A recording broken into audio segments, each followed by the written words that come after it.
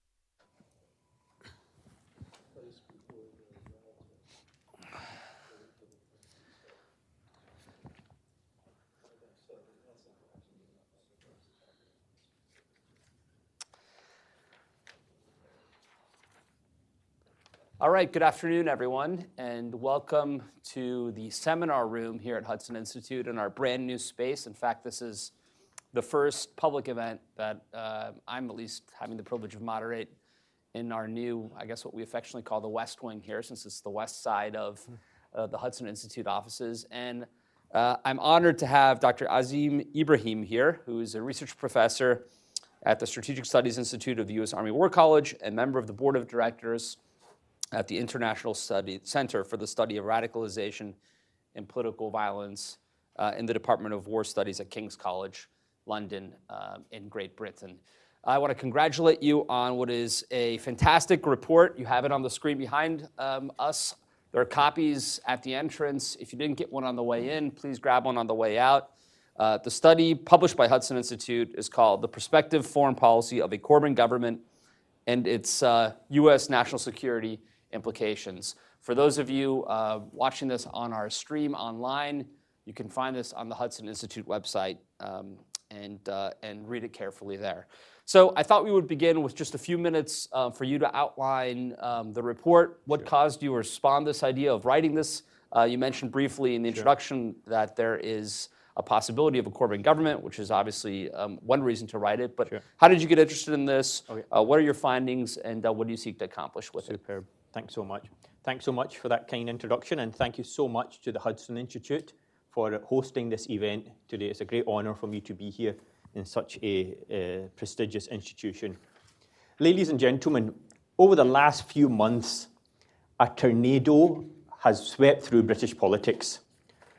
And this Brexit tornado has picked up what was traditionally permanent political structures and strewn them around all over the place.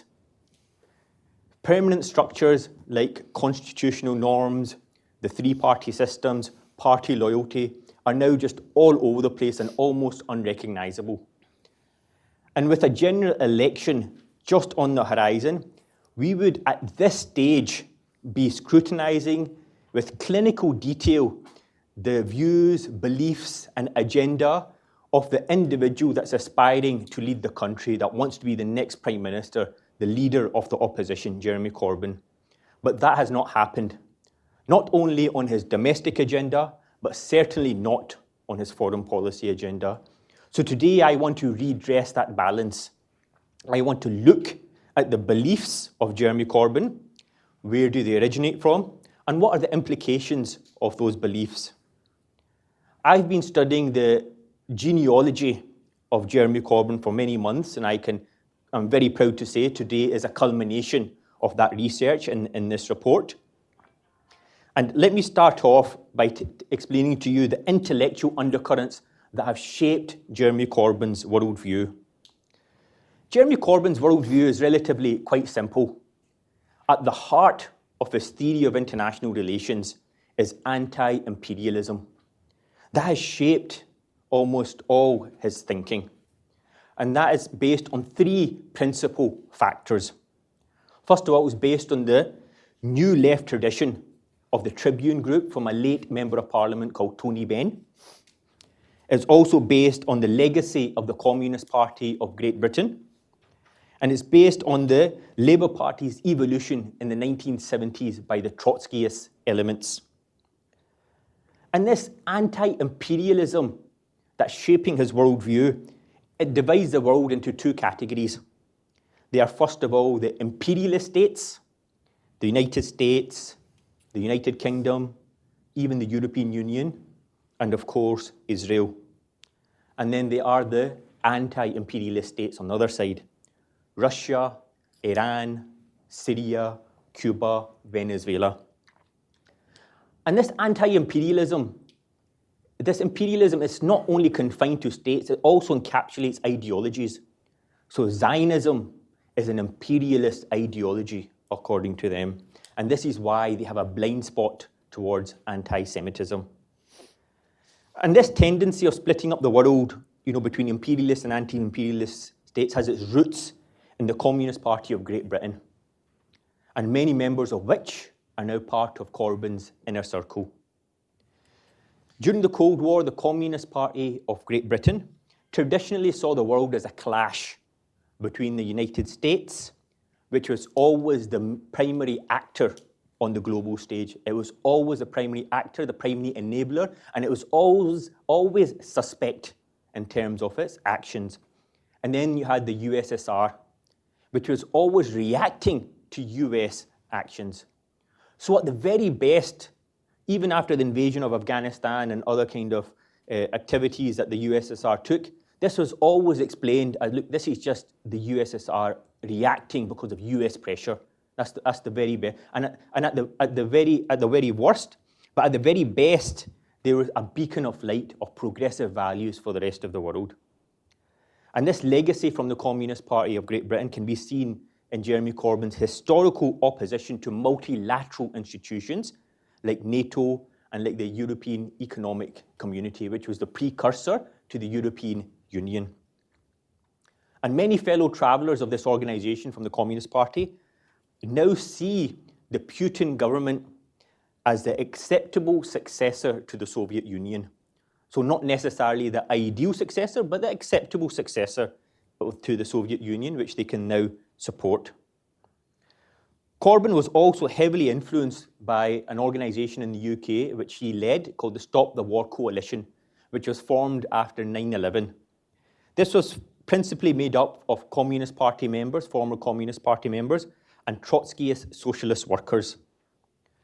And historically, this anti-imperialist position made him very popular, particularly as he was one of the leaders against the Iraq War, which he claims, which many of his followers see as him being a sage on international affairs, that he managed to get this right because he led the efforts against the Iraq War. But at the same time, it's also led to very unpalatable conclusions. For example, during the Bosnian and Kosovo conflict, Milosevic was seen as a socialist leader, and what was happening in Bosnia and Kosovo was simply a blowback because of the United States and the pressure that it was applying. In fact, Corbyn went far enough to support a book written by an author, a close friend of his called Katie Hudson, which was called The Breaking the South Slav Dream, in which she claims that Milosevic is not guilty of any war crimes, and he is simply trying to keep his country together, which is forcing him into these unpalatable actions. And ladies and gentlemen, you understand that if Corbyn were to become Prime Minister, it would not just empower him, it would empower people around him as well. And some of those people that are around him now are actually much more hardline than he is in terms of their views. One individual in particular is this director of communications called Seamus Milne, who is a former Guardian journalist. And he is probably one of the hardest hardline people around Corbyn. He actually wrote an op-ed in The Guardian saying that Milosevic, for example, does not belong in The Hague. And this is simply a NATO Western conspiracy to break up a country. And Milosevic is supporting a multi-ethnic, multi-religious country. And this is all the efforts against him, and accusations are just a NATO conspiracy. And it's the same case in Syria. This, according to Corbyn, is not a complex civil war. And the fact that Bashar al-Assad is standing up to the United States is sufficient for Corbyn to lend him his support.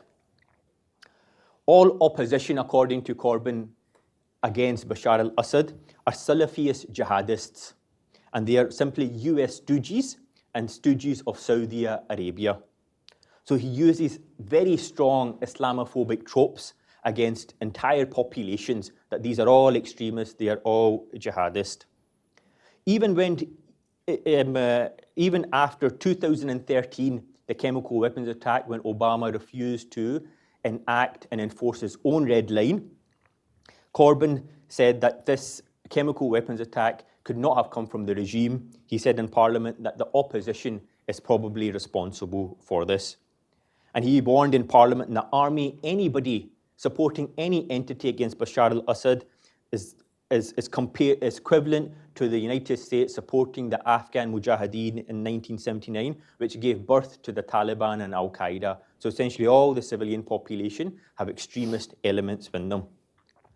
Opposition to the United States obviously also means to Corbyn opposition to everybody associated with the United States. And for this, they have Saudi Arabia in particular in their target. So they condemn Saudi Arabia, and many would argue rightly so, for its human rights violations and for many of its other actions in the region. But that equivalence is not drawn to other countries in the region. So he says nothing of equivalence to Iran, for example. And in fact, after the chemical weapons attack and Obama refused to catastrophically not enforce his red line, that arena in Syria was filled by Iran and Putin.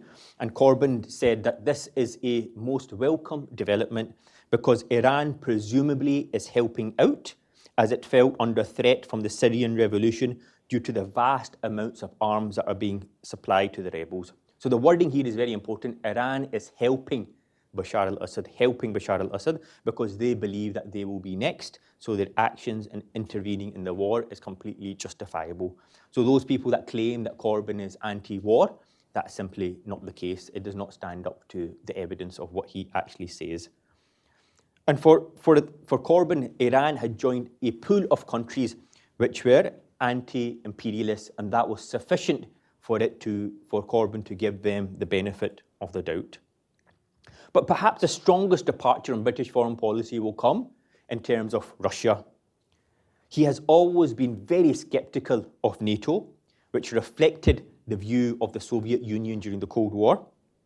But Seamus Milne, his chief advisor, also wrote that Putin's annexation of Crimea, Ukraine, invasion of Georgia, it's clearly defensive. That's his words, clearly defensive. But the interesting thing is that Corbyn he's not been consistent in all his views. In the 1990s, he did criticize Russia for its human rights violations in Chechnya. But interestingly, since he has become the leader of the opposition and he has these people around him, he has been completely consistent in pushing the Kremlin line. And this was most evident in the Skripal poisoning in the UK, when a former Russian intelligence officer was poisoned. And Corbyn continuously pushed the Kremlin line and continuously asked for evidence despite all the overwhelming evidence provided by British intelligence.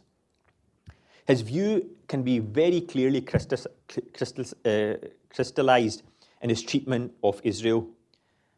From Corbyn's perspective, Israel, by its very existence, by its very definition, is an imperialist state. And because of that, anybody opposing Israel, like Hamas and Hezbollah, according to him, he calls them our friends. So he does not support Fatah, he will support Hamas, and he will support Hezbollah. And he believes, and I quote, they are dedicated to the good of their people. So what are the implications of Corbyn becoming Prime Minister? Before I can answer that, I have to put some caveats in that Corbyn becoming Prime Minister, he will still be constrained. The British political system is not like the American one. The Parliament still has considerable control. And his views are not the views shared by the majority of the Labour Party. He has essentially taken over the Labour Party, but his views are amongst the leadership of the Labour Party, not the masses and the rest of the parliamentary Labour Party. He's also shown a willingness to compromise.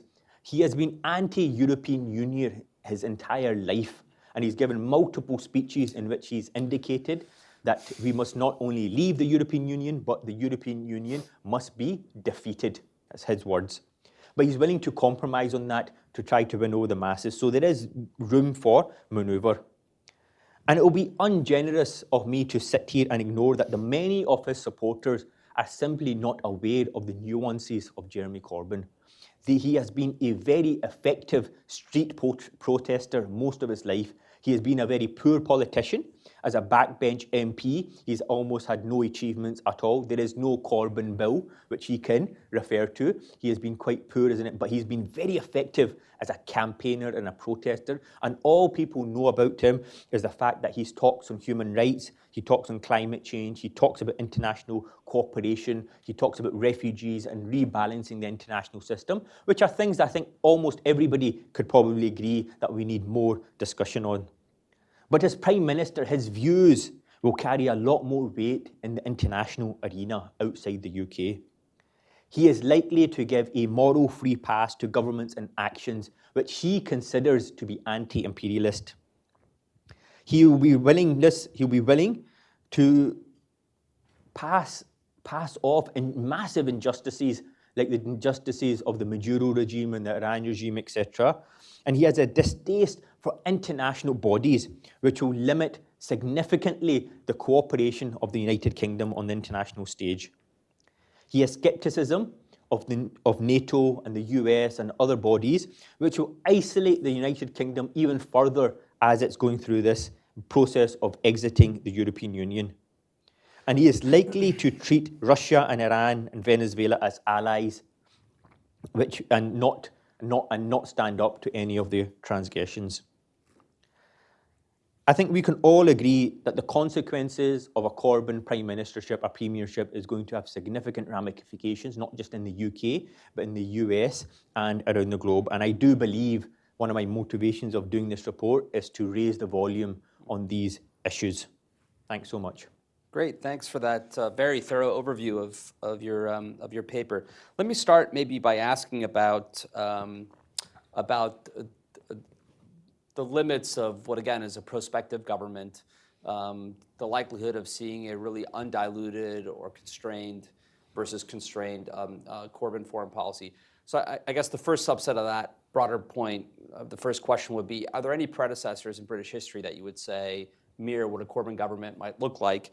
And the second is, how do you judge where to draw the line in where Labour and traditional Labour would have kind of a shaping influence on him, and where Corbyn will be pure in his foreign policy? For example, you mentioned that he would turn towards a certain degree of autarky and remove the UK from the world economy. On the other hand, he's unlikely to pull the UK out of major institutions. So how do you make that distinction? Yeah. No, it's a great question. I don't think there's ever been a leader like Jeremy Corbyn. I think he's become leader of the Labour Party purely by accident. This was something that the Labour Party did not envisage. And in fact, when they realised that this individual may get elected to the leadership, they went into severe panic mode. You know, this was because that the rules of leadership were changed by the previous leader, Ed Miliband, because he wanted to dilute the power of the unions. The unions were the institutions that formed the Labour Party initially, and they have a block vote, and he wanted to dilute that, and Corbyn became a leader of the Labour Party by accident. But never in the Labour Party's history or in British history has a leader like this become a leader of a major political party. So that's a key factor, is that, and we simply do not know if he comes to office, what he'll prioritise, what he won't prioritise, and how much he would actually push many of these kinds of issues. We certainly understand his worldview. We also understand that he's compromised on many of these worldviews. You know, I don't believe that much of the stuff that he actually wants to do, much of the policies that he wants to enact, will have any of the kind of, especially in the economic terms, will have any of the outcomes that he predicts. I think it'll be an absolute disaster. I think it'll basically liquidate the entire economy, the kind of things. And then essentially many of them are just literally Marxist kind of Marxist policies. But in terms of this foreign policy, I think there are significant constraints in the British political system, but the difficulty is that as the country is going through Brexit, we are withdrawing from the European Union, and that the last thing the British people want is to further isolation. One of the key selling points of the Brexit campaign is that we should withdraw from the EU, and we should build stronger ties with our traditional allies like the United States, and a Corbyn premiership will isolate us dramatically further. So I think from that perspective, I don't think there's going to be. He's spoken very clearly about Donald Trump and our traditional allies, and around the globe. He has pushed the Kremlin line on every possible occasion. So I think it could be damaging, even if he's not able to actually enact any physical, explicit policies himself. Let me pick up on, since you mentioned the Kremlin there at the end, your description of his anti-imperialism. One could certainly make the argument that the Iranians in the Middle East really are the revisionist power. They're sort of the imperialists of sorts. Assad is really interested in power aggregation, but at least on the surface has a Ba'athist style of government, which is nothing really anywhere resembling the sort of Marxist government that Jeremy Corbyn would wish for. And you mentioned his evolution from a backbencher in your report on the question of Russia and its activities in the Caucasus. You also invoked it earlier to today's criticisms, today's muted response to the Russian support for Assad and obviously actions in Ukraine. So how does he define imperialism? I mean, is it really more of an anti-Western approach? And if so, what does he object to about the West? Yeah. Well, the anti-imperialism is essentially anti-United States. That's essentially what it comes down to, the United States and everything that is associated with it. And you're absolutely right. The imperialists in the Middle East are now the Iranians, who are interfering in multiple countries that are essentially now running. Lebanon, Syria, Yemen, and obviously Iran itself. So they're interfering in multiple countries. But the fact that Iran has stood up to the United States is sufficient for Corbyn to give them a pass and essentially talk about supporting them. Remember, this is an individual who is literally taken thousands of pounds, £20,000 he was paid by Press TV to become their spokesperson, to come on their TV show. And Press TV, I'm not sure if it's available here in the United States, but it was essentially, its license was withdrawn in the United Kingdom by the telecommunications regulator, Ofcom, because it was essentially a propaganda channel for the Iranian regime. So he has indirectly taken tens of thousands of pounds from the Iranian government to be their spokesperson, and on every occasion he makes excuses for them, he gives them a pass. So this can be, this is just essentially a taste of things to come. I believe that he will go as far as overtly supporting Iranian action in the Middle East, even his actions against Saudi Arabia and so on. And he simply does not see it. He has a blind spot when it comes to this kind of behaviour of Iranian expansionist policies in the Middle East. All right, let me ask one more question and then we'll open it up. So if you have questions, let me know or begin to think of questions. And the last question I have is the one thing you didn't mention in this report is China. Yeah. And I'm curious whether or not there's a Corbynite vision for China and what his attitude is towards Beijing.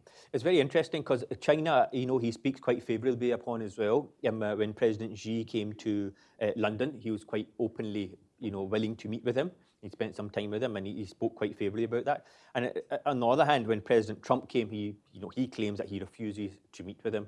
And it's interesting because Corbyn's persona is to be very pro-Muslim. Yeah, and this is something that's just patently false. It does not stand up to the evidence. So on the one hand, you have, he's meeting President Xi, who's locked up over 1 million Uyghur Muslims and has over 7 million of them under surveillance. But he's quite comfortable and quite happy to kind of meet with them. But he doesn't want to meet with President Trump because he feels that President Trump is a negative force around the globe.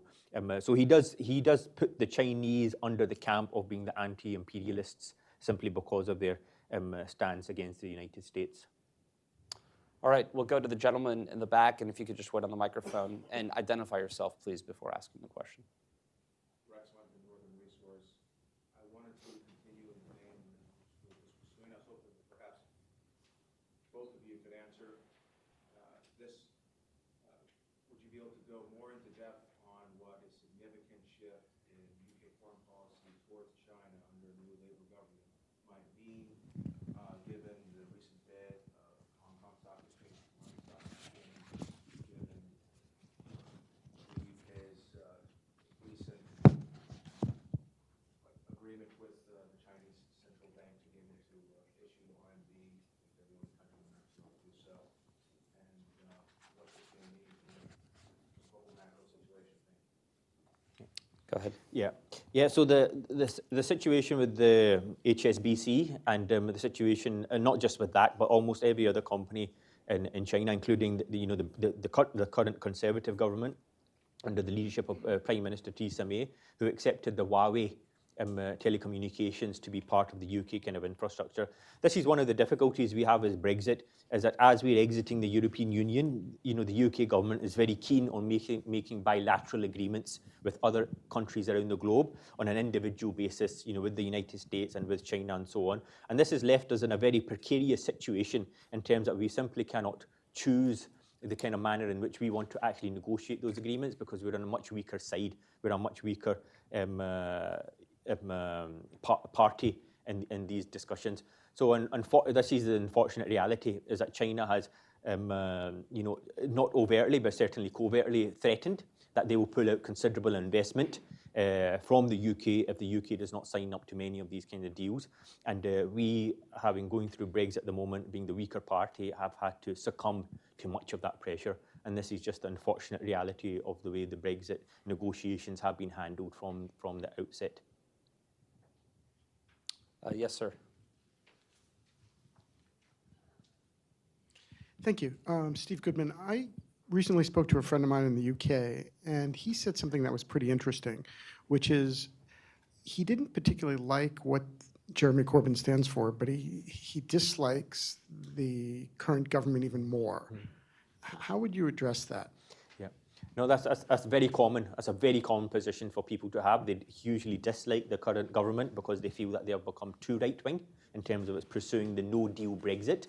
On the other hand, they find Jeremy Corbyn unpalatable for electing him. So there's not many choices, and this is why at the beginning I said, this tornado has literally blown up the conventional British political system.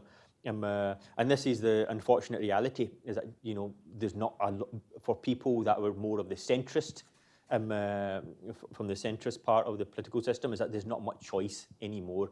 And this is a space that the Liberal Democrats are now trying to occupy. But Jeremy Corbyn, he's become quite a shrewd operator. There's going to be a general election this year, more than likely, and I suspect that if Brexit is not delivered, then the new Brexit party will take a significant chunk of the Conservative Party's vote, which is the current government, and Jeremy Corbyn will make a deal with the Scottish National Party. So I think that's the most likely kind of outcome. He has written off almost all his members of Parliament in Scotland because he believes that they are Blairites and centrist, and they've not signed up to the Corbyn project. So he will make a deal with the Scottish National Party and in exchange to offering them a second independence referendum. And this will possibly allow Jeremy Corbyn to become Prime Minister, maybe not through a majority, but certainly maybe a minority government, for example. So he has become quite a shrewd operator in terms of how to navigate the space. He doesn't. Labour is expected to lose almost all its members of Parliament in Scotland, bar maybe 1 to 3 remaining. So he knows that the SNP are the dominant political force, and he's reached out to them. So this will probably, if he becomes Prime Minister, may lead to the breakup of the United Kingdom if he offers them a second referendum and Scotland becomes independent. Before we go to this gentleman next, let me just ask a follow-up. Sure. Can you describe a little bit what, on the foreign policy side in particular, the Labour power structures look like? I mean, how much of Blairism is left? How much has Corbyn been able to make the party his own? You mentioned there's a lot of resistance, and we felt this, or I felt this, speaking to Labour MPs, that there's a lot of, at minimum, frustration, if not downright distaste for their leader. But every time there's talk of a prospective challenge, he really seems to have the reins in the hand. Yeah. So how would you describe where he sits in the Labour firmament? Yeah.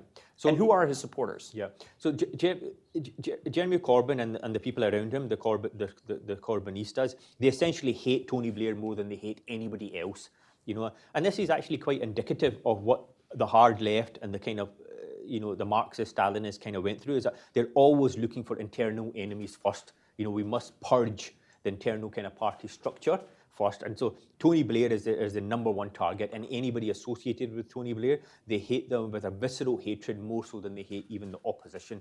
So there's no remnants of Tony Blair left in the leadership, and he made absolutely clear that to get rid of them. And in fact, the insult that they throw at everybody is, oh, he's just a Blairite, and he's just he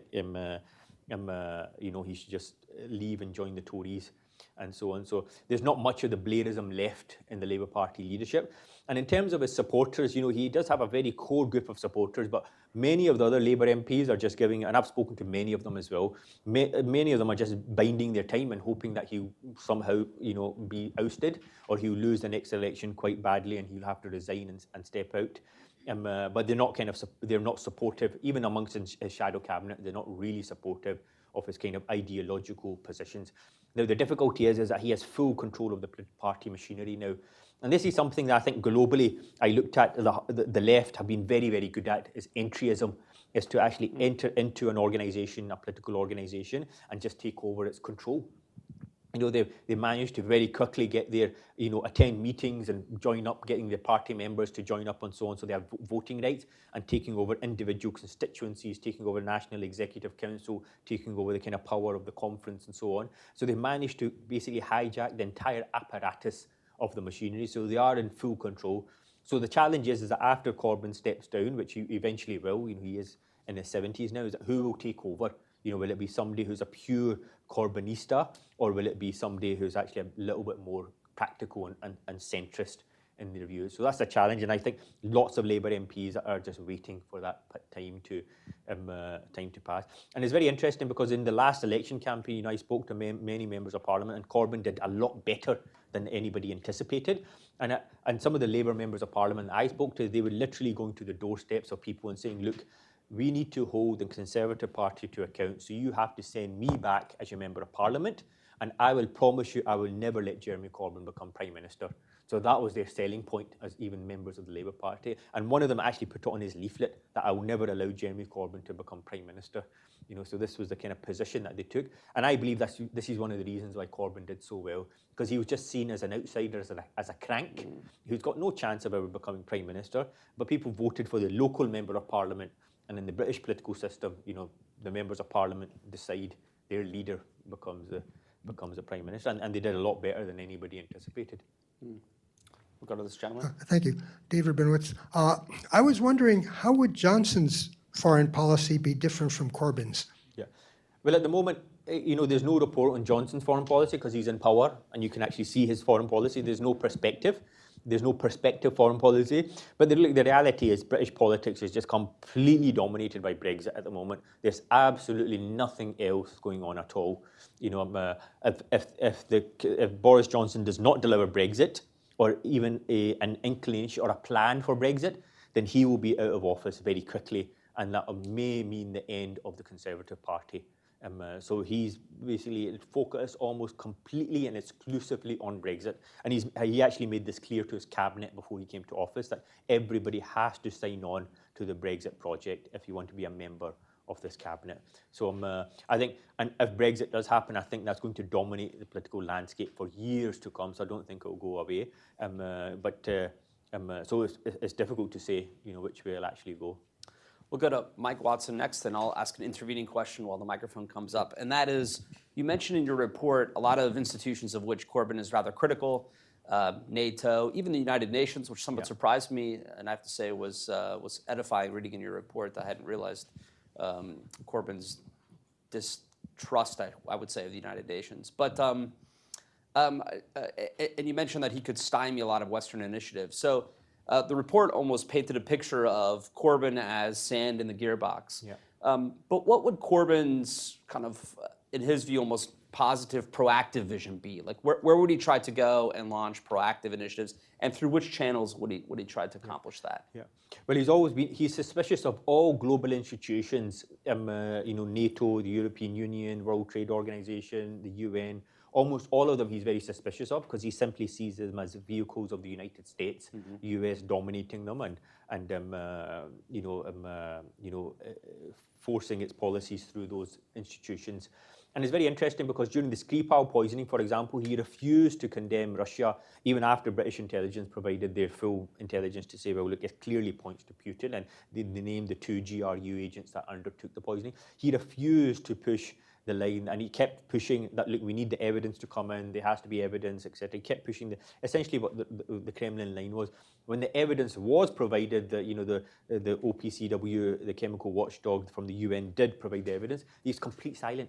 And this has happened on multiple occasions. The UN provides evidence, they take a particular course of action, and then there's just complete and utter silence. He simply cannot come to the position that, look, this is now acceptable. Mike Watson. I'm Mike Watson from the Hudson Institute. My question is, let's say that Brexit does happen, there's an election, Jeremy Corbyn becomes Prime Minister. Where would he look to go to for international partners on, let's say, if he's trying to develop any kind of trade or any other kind of economic arrangements to replace the connection with the EU? Yeah. Well, his economic policy is actually quite is bizarre. Some of the stuff I think there's a need for. I don't think there's anybody disagrees that there needs about rebalancing the economy, and maybe a bit more regulation in terms of the high stakes banking and so on. The British economy is principally banking, finance, and insurance now. This is our main. We're not really a manufacturing country anymore, and I don't think anybody would disagree with that. But some of his other stuff is completely. It's just completely unworkable in terms of seizing private property, seizing assets. Every company must give 10% of its shareholding to the workers and so on. And all these shares are held by pension companies and other private enterprises. Empty homes will be seized and given out to homeless people and so on. So I don't think anybody disagrees with the fact that these are problems that have to be addressed. But his strategy and policies of addressing them are simply not workable. I just don't think that they will come to pass. And much of his stuff, I just think will bring the economy down to its knees, especially if you're going through Brexit at the same time. So I just don't think much of the stuff is workable. And in terms of international cooperation, who he intends to trade with and so on, I just don't think they've given that any thought at all. I just don't think they have this vision that UK and almost every country can become completely self-sustaining. And companies that don't agree with our policies and our economic system can simply leave the country. They can just get lost, as they say. So it's a very, childish and kind of student politics kind of vision of what the country could actually look like. Is not born in reality whatsoever, and it would do immense damage if even a fraction of that was ever enacted. We'll go to both of these gentlemen over here. Let me ask a quick question now again, and then we can take those two questions. And that is, in the U.S. we're observing, and President Trump's election, I think, reinforced this analysis to the point where it's almost become a cliche or banality. But the shift from left-right ideological spectrum to an urban-rural divide. You just mentioned that the British economy has become one of banking, finance, and insurance. It's not really a manufacturing country anymore. And Brexit is often lumped together with President Trump's election as a manifestation of the trend that I just described in the United States. To what extent is that ongoing in Great Britain? What are the implications for Corbyn? Does this strengthen him or weaken him? I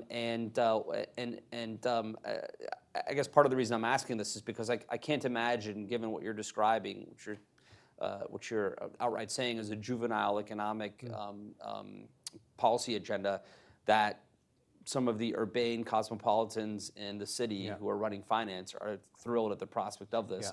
Yet in the countryside, I don't know if Corbynism would really be all that popular either, given that it's so far left. I mean, how does that work? Well, see, the UK political system, much more pronounced than the United States, is essentially two countries. You have London, and its kind of surrounding areas, and you have the rest of the country, which is very different. So London is a very multicultural, cosmopolitan kind of system, and they almost voted, unanimously against exiting the European Union. So they voted against Brexit, simply because many of them, are kind of integrated into the global economy, and then understood that this is an uncertainty and it may do damage to the British economy. Everybody else, essentially, most of the kind of Brexit vote, much of it came from up north, many of the kind of northern towns that succumb to the kind of populist kind of agenda. And I don't think it's much different in the United States. You do have the kind of rural areas, and you do have the kind of major cities which kind of have a disparity in terms of the voting kind of intention. So that's very similar. I think Corbyn's appeal has been, as I said, he's been very effective as a street protester. He has very simple slogans, putting the people first, bringing back manufacturing jobs, holding these bankers to account, and these Westminster elite, holding them all to account, and making sure everybody pays their proper tax and can't get away with it. So stuff that I think almost everybody agrees that, look, this is stuff that we have to address. It's just that he does not have the policy prescriptions for it. A lot of his stuff, is just extremely simplistic in terms of his solutions. And so that has been very effective in its appeal. And this is why he managed to get the platform, because he has been a very effective campaigner and protester his whole life. So he understands these issues. He understands the people. He's very good at what they call pressing the flesh, going out and meeting people and so on. And whereas many of the other parties, including the previous Prime Minister, Theresa May, she was just not good at it at all. She just completely wouldn't, just could not relate to the people. So you go out to the people and you make these populist kind of measures that we're going to bring back all the jobs, and we can be self-sustaining, everybody will get a universal basic income, we will invest heavily in the National Health Service and so on. And people do think, well, it's a complete mess at the moment, and this is stuff that we can certainly agree with, and they just do not go sufficiently enough into the actual details of what he's actually proposing, and understand that, look, this is just not workable. What about nuclear modernization and defense spending? Yeah, so even ironically, his chancellor, his finance minister, actually in the past, gave a speech in which he said the British Army should be abolished. So this is one of their positions that they believed that, I don't know if he still holds those views, probably not, because now they're closer to power, they have to moderate their views, but this is something that he said in the past, that we should abolish the British Army. And he's always been a lifelong campaigner against unilateral nuclear disarmament. So the UK should disarm completely its nuclear weapons, irrespective of whether any other country does it or not. But he has, and once again, he has moderated his views because he is being supported by the unions, and the unions rely heavily on those jobs coming from the Trident nuclear base and elsewhere. So he's kind of neutralized those views a little bit, but he has been a campaigner against nuclear weapons his entire life. And I don't suspect defense spending or anything else. I think it'll be a massive target. I would imagine they'd cut it dramatically, and they probably will, dilute. If they could get away with it with the unions, they'll probably get rid of the nuclear deterrent. Let's go to this gentleman, and then we'll come to you next. Ishan Tharoor of the Washington Post. Actually, I was about to ask you about Trident, so thanks for asking that. So another question I'll toss out then is, since we're dealing in hypotheticals here, isn't there a scenario, say in 2021, where a possible Prime Minister Corbyn and a possible President Warren or Sanders could preside over boom times in the U.S.-British relationship? I mean, could you kind of, since we're forecasting this, isn't there a scenario where a more left-wing government here could, especially a post-Brexit Britain led by Corbyn, could really take Britain under its wing and first of all curb some of the ideological impulses that you've been talking about, and perhaps build on an actually special relationship? Yeah. Well, thanks so much for that question. When I was first putting together this report, I met with a very senior member of the American National Security Council, who I shan't name because I don't have their permission. But it was very interesting what he said to me, and I said this from the earliest stages. He said to me, he goes, Jeremy Corbyn. He goes, I just thought Jeremy Corbyn was some Bernie Sanders type figure who's being discredited. And I think that was indicative to me to the understanding that the United States policymakers have of this individual. I think there are some people who understand what he is and what he stands for, but I think in the majority of them just think he's some sort of lefty Bernie Sanders, Elizabeth Warren type figure, and that is just not the case at all. I'm, irrespective of what you may think of Bernie Sanders, I'm comfortable with the Bernie Sanders presidency. I don't agree with much of his strategy, but I don't doubt his intentions. I don't doubt that the man has sincere intentions, same as Elizabeth Warren and others. But with Jeremy Corbyn, it's extremely different. this is a man who has presided over a significant rise of racism and anti-Semitism in the UK. 85% of Jewish people believe that he is anti-Semitic. 85%. 45% of Jewish people say that they will leave the country if he becomes Prime Minister. And many of them believe that he's responsible for anti-Semitism rising throughout Europe. That he's one of the principal kind of reasons who's kind of unleashed this anti-Semitism. So he's a very, very different type of figure. And I would argue as well, and I have a paper, an op-ed appearing on this as well, is that he's also extremely Islamophobic. If you were to take a survey in the UK, who is the most pro-Palestinian, pro-Muslim political leader, his name will come up easily by far at the top. Palestine is something that they talk about all the time. But the reality is that there are actually many of them, the Palestinian cause, I believe, is just a cover. It is a cover, not for all of them, but certainly a small minority. It's just a cover for their anti-Semitism. And for a significant proportion of them, it's just a cover for their anti-Israel. You could solve the Israeli-Palestinian issue tomorrow, and they will still be talking about Israel and the crimes of Israel and so on. Where was Jeremy Corbyn when Bashar al-Assad was attacking the Al Yarmouk Palestinian refugee camp in Syria? Complete silence. Where was Corbyn when Hezbollah was discriminating against Palestinian refugees in the camps, not giving them ID cards, not allowing them to work?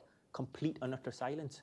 The Palestinian cause is just a mechanism by which to give them cover against, so they can cover up their anti-Israel sentiments.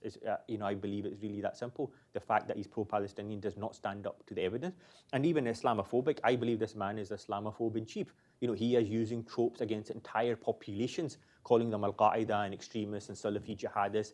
All the Syrian civilians that wanted to rise up and protested against Bashar al-Assad's regime. He referred to all of them as jihadist. This to me is actually much more dangerous than the anti-Semitism, because it has real life consequences. People were murdered en masse because of these positions. He has supported almost every major mass murderer of Muslims around the globe. Saddam, Gaddafi, Milosevic, Bashar al-Assad, Hamas, Hezbollah. This is Islamophobia in the real world that has real life consequences. So this idea that he's pro-Palestinian, pro-Muslim is simply not true. These are just convenient covers. I promise coming to you next. Just one quick question following up on that. Those are pretty serious charges, and I guess my question would be, if you speak to the other political parties in Great Britain and fed them truth serum, would they basically share that assessment of Corbyn? The implication being, do you think that other political actors in Britain, you already mentioned some hesitation amongst his rank and file, would be prepared to coalition with Corbyn if it meant putting him over the top, getting them into government, but making him prime minister? Yeah, I think most of the political leadership in the UK from all parties is fully aware of what he is and what he stands for. Many of the Labour people who want to keep their jobs and who want to essentially try to remain within the party, they will essentially make kind of statements in which you can see that they clearly acknowledge that there's a problem, but they'll put heavy caveats on it. So they say, oh, look, the party certainly needs to do much more in tackling anti-Semitism and racism and all this other kind of stuff. And then there's a lot of whataboutery, or what about the Conservative Party and their problem with Islamophobia and so on to distract it. But I think almost everybody is aware in terms of his problem with anti-Semitism. I think that's been well documented. One thing I would say is that one of the questions I get asked is he an anti-Semite himself? I'm absolutely convinced that if you were to put him on a lie detector and say, are you a racist anti-Semite, he'll probably win. He'll probably come out of it with flying colours, saying that he doesn't. He has been involved in the anti-Israel kind of what they call the pro-Palestinian camp for so long. He simply does not recognise the demarcation between anti-Semitism, being anti-Semitic, and being anti-Israel in terms of the Israeli state. To him, it's just all one and the same thing. They've all melded together, and it's all kind of the same thing. So any Jewish individual, the only litmus test that they must have is that how strongly are you as a Jewish individual against the state of Israel. And if you do not pass that, if you are not overtly speaking out against the state of Israel, then you are part of the problem from his perspective. But the Lib Dems, for example, could put Labour over the top, or is that just totally... Well, the Lib Dem leader, Jo Swinson, has made it very clear that she will not enter a pact with the Labour Party, for various reasons. Yes, sir. Thanks for waiting. It's okay. I'm British. And I did leave the UK, and one of the reasons I left the UK quite a while back was because of anti-Semitism, which I felt was on the rise 10, 15 years ago. And unfortunately, it has come to exactly where I believe it is now and it will only get worse. Jeremy Corbyn, in my opinion, will become irrelevant if he becomes Prime Minister in the world stage, because Britain will become relatively irrelevant if we leave Brexit. So I think your point, so where we can worry yourself madly about what Jeremy Corbyn is actually going to do, he's going to have very little influence. We're probably going to be bounced out the Security Council pretty quickly, and that will reduce our influence dramatically. America's not going to take any notice of what Corbyn says, because they don't take much notice of what the Brits say now. So they're certainly not going to take any notice of what Mr. Corbyn's going to tell anybody. And honestly, I don't actually think Mr. Corbyn will survive very long as the Prime Minister, regardless, even if the Labour Party win, because most people just don't like him. He's a horrible character. He's basically what I call anti-Judaism. It goes back centuries. He regards Judaism, American capitalism as the disaster of the world. And anything he can do to complain about it and destroy it is in his name. And he ties Jews with capitalism and America. So he is anti-Semitic and anti-Judaism because of that inbuilt, that's just him. So he's just horrible. And basically, and a lot of people working for him are also horrible. Seamus Mill being one of the nastiest people you could ever wish to come across. It makes Dominic Cummings more like, Mary Poppins. And effectively, you have a horrible situation, but foreign policy for Corbyn is not going to be high on his list, because he's going to have to worry about an economy which is going to fall apart pretty quick. Interest rates will shoot up. He talks about workers, but you quite rightly say there's mostly workers and not in manufacturing. So the influence of workers today in Britain are very little. We have very low unemployment. And it's because of our tech industries, which, and you know about tech, it's worldwide. It's irrelevant. You can do it anywhere. Finance, banking, insurance, you do anywhere. I mean, one of the businesses is international payments. And I know you can do it anywhere in the world. We have offices everywhere. And so effectively, I look at this, and I've been to lots of stuff in England on this, and I come and listen to you because Hudson's a brilliant institute. But I think, tell me, in the end, do you really think Corbyn will survive more than 6 months if he ever won? Yeah. I think if he ever became Prime Minister, I think there'll be a very concerted and clear effort, not just by all the political parties kind of coming together, and I think probably even the civil service, to make sure that he's isolated. He does not have access to kind of intelligence and, the kind of correct apparatus. And efforts to try to remove him as quickly as possible. But in that 6 months, as you indicated, I simply don't know how much damage could he possibly do. One of the things that they're extremely good at, as I've indicated, is essentially entering into these organisations and trying to take them over and gerrymandering the rules. So I suspect that even though there are safeguards and there are limits to what he could possibly achieve, I think he could probably come into office, and him and his people around him, and then start gerrymandering with the rules and the systems and so on, to try to give them much more influence and power than they actually have, and trying a mechanism by which they can continue to have much more influence. But I think the probability of him becoming Prime Minister is actually a lot higher now than it was in the past, simply because he will probably make a deal with the Scottish National Party, and unless the government delivers Brexit, then the government will probably not do a very good job. And in terms of his anti-Semitism, the only thing I would say is that this is something that I am asked often, and I would always like to say that, look, it is not for me to judge if somebody's anti-Semitic or not, in the same way that I don't appreciate people telling me what is racism or not, is what your experience.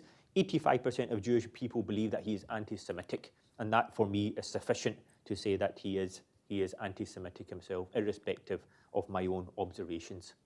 I've refrained from my own editorializing, but maybe I'll just make one comment, and then I'll kind of segue that into a final question. And that is, I actually think Corbyn's relevance has gone up in part because his, or at least I should say, his party's ideological equivalents on the continent, his cousins, so to speak, the Social Democrats, have struggled so much. And so they're desperate to find any model that's achieving any sort of electoral success. When the Danish Social Democrats performed well in elections recently, you had Sigmar Gabriel, the former foreign minister of Germany, immediately point in a major speech to the Danes as a way of turning around the flagging fortunes of the Social Democrats in Germany. And and I've seen several interviews where Jeremy Corbyn is at least referenced as somebody who's managed to have electoral success, and perhaps there are ways of incorporating Corbynism into their own thinking as a way of pushing up their fortunes. Which leads me to my question, and that is, one thing this report doesn't include, and I think it's partially just outside of the scope of it, but who are kind of the close allies of Jeremy Corbyn on the continent in Europe? I mean, who are the sorts of groups and people and persons with whom he has close relationships, the exchange of ideas, the formation of kind of, dare I say, like a socialist international of sorts? Because this is it's a very British-heavy report, which is excellent. But I'm wondering about that. It's very interesting because his allies actually come across a wide range of the political spectrum, including obviously a lot of the pro-Russian, pro-Putin kind of entities throughout Europe, and also some of the extremely hard right.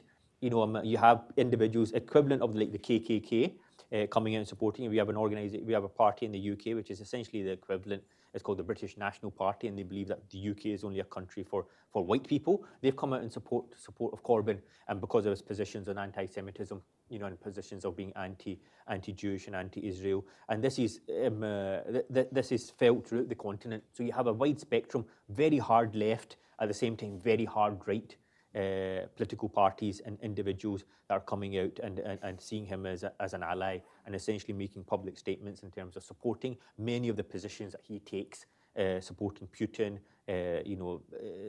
calling out the state of Israel, and so on. So there's a wide spectrum of them, and it's quite bizarre, because of the complete polar opposites of what you would imagine are bedfellows.